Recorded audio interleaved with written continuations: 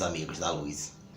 Espero que todos vocês estejam na tranquilidade da paz, na luz do amor, na luz.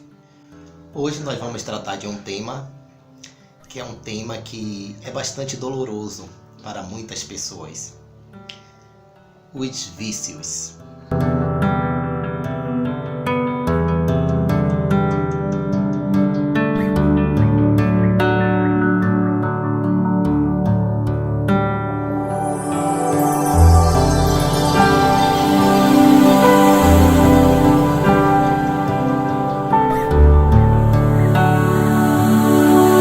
Bem, o que às vezes para alguns espíritos já é bastante fácil de convívio, eu falo acerca das pessoas que, por exemplo, não têm muitos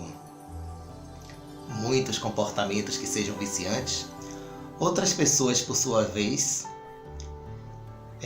encontram-se em dificuldades, pessoas que não conseguem às vezes se abortar de determinados comportamentos, que muitas vezes são comportamentos destrutivos e nocivos, que causam sofrimentos tanto para a própria pessoa como para as pessoas que estão ao seu redor. Como lidar com nossos vícios? Como as outras pessoas podem ajudar estes seres que de alguma forma estão com comportamentos viciantes? O que caracteriza um vício?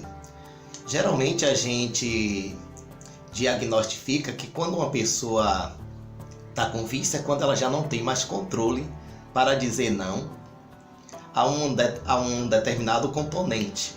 Isso pode ser componentes tantos que ela insere no seu corpo, como são os casos de álcool, de cigarros, de drogas, e aqui eu coloco bem as drogas lícitas e as ilícitas que se tornam viciosas. Todos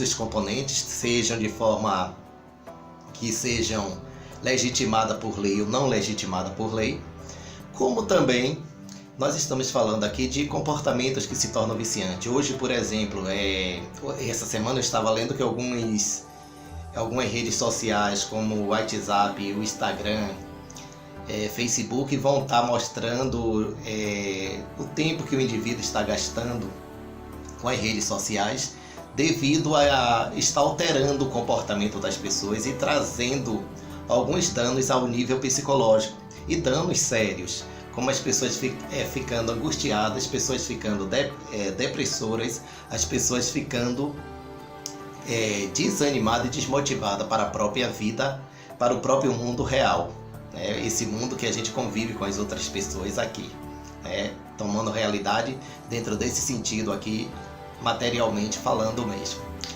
Então, o que é que a gente faz quando a gente começa a perceber que o nosso comportamento já não está mais condizente? Tem pessoas, por exemplo, que a gente acha assim, mas a gente até banaliza, a pessoa está viciada e só dorme se tomar um comprimido.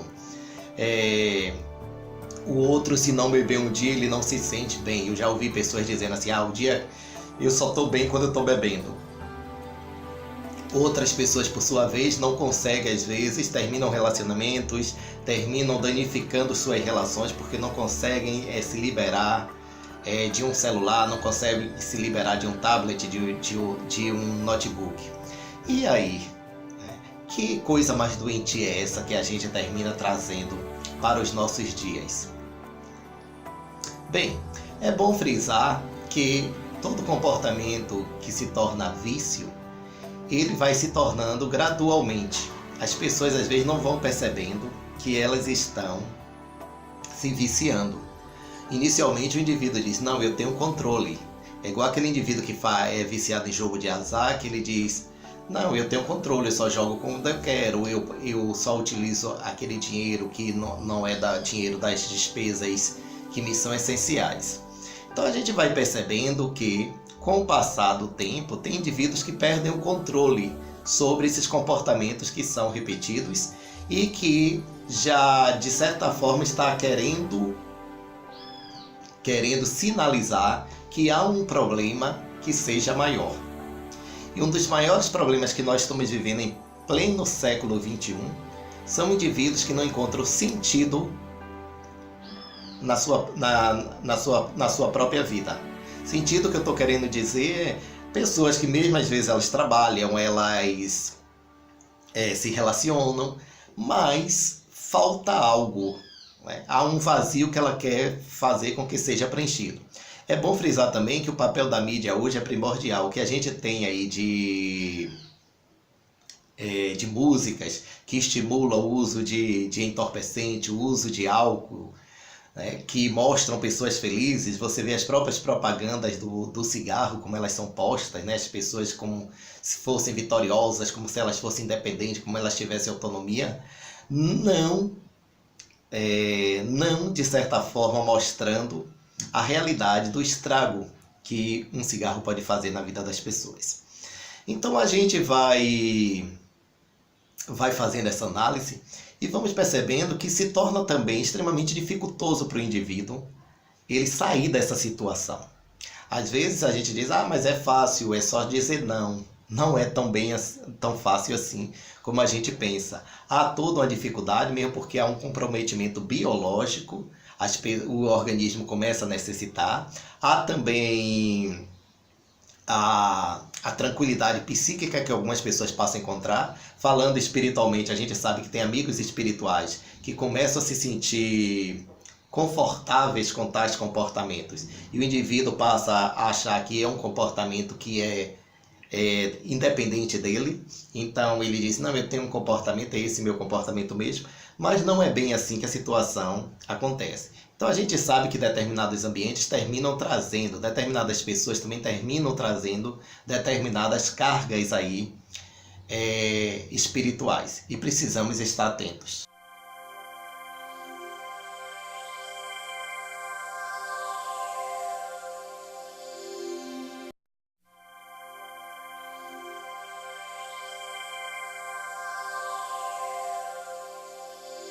E quando o vício se torna uma coisa fora de controle, em que o indivíduo começa a ver sua vida de certa forma sendo prejudicada mesmo, e a vida das pessoas que ele às vezes tem tanta estima, que ele ama, a gente sabe o envolvimento também espiritual, né? Todos seres que são de nível evolutivo mais baixo termina, né, fazendo que uma agregação com esse indivíduo, ele está afim também com esses perfis espirituais, o que termina gerando na vida dele uma dificuldade imensa de libertação, de se libertar.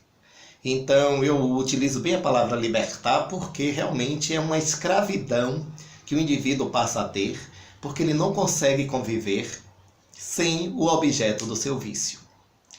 E aí a gente vai percebendo o quanto se torna danoso, porque às vezes ainda ninguém se torna totalmente consciente, então nos seus momentos de consciência esse indivíduo percebe o quanto ele está causando de dor a si e às outras pessoas. No entanto, para ele se libertar disso é extremamente dificultoso. E aí, o que fazemos? Bem, a gente sabe que tem casos e casos, como tudo na vida. Então, tem perfis que já são de transtorno realmente psiquiátrico, em que as pessoas vão ter que realmente ter a figura de um médico psiquiatra, para que possa o medicar, para que possa, de certa forma, o tentar libertar. Tem pessoas que vão precisar de uma internação mesmo, em clínicas de reabilitação, para que consiga se libertar. Temos, obviamente, a ajuda espiritual. Então, tem indivíduos que indo para determinados centros espiritualistas, centros espíritas, terminam, ou outras casas religiosas, terminam conseguindo superar esses vícios. Então, isso vai depender muito de como está esse envolvimento do indivíduo, como seu corpo também, né? Seu corpo físico já está tomado por esses vícios.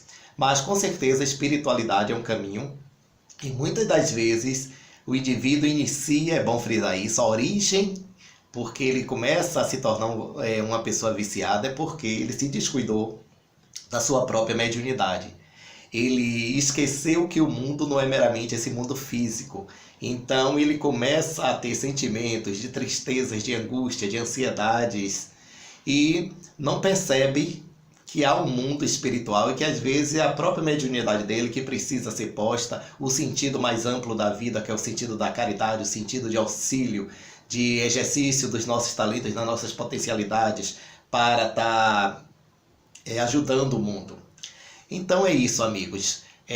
Nós podemos sim ajudar essas pessoas com muitas orações, com muitas mentalizações, conscientizando esses indivíduos para seguir e logo ao perceber que a coisa está fugindo do controle, começar a indicar já um tratamento que seja associado tanto à visão espiritualista quanto à visão médica mesmo, para que esse indivíduo consiga ter uma vida dentro da normalidade, que é o que nós queremos, dentro da realização, dentro da construção, ofertando, né, o seu divino, que é o que o universo quer da gente, que o que há de melhor na gente seja ofertado, que o que a gente tem de melhor como humano seja ofertado para o mundo.